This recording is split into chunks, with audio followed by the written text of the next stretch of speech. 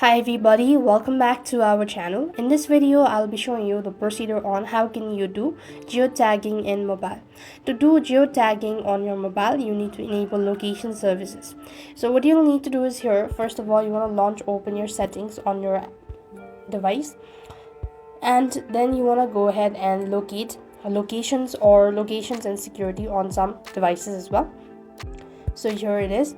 After which you want to toggle the switch to turn on the service. When you've done it, so you want to then go ahead and open up your camera.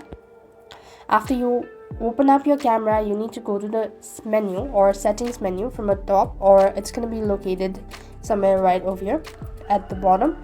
And what you need to do is then you want to look for an option such as save location in the picture, something like that, or you could just go to the more section and here you have save location. You want to toggle the button for that, and you might be able to see some confirmation, and if you're sure about it and you've successfully enabled your geotagging in mobile.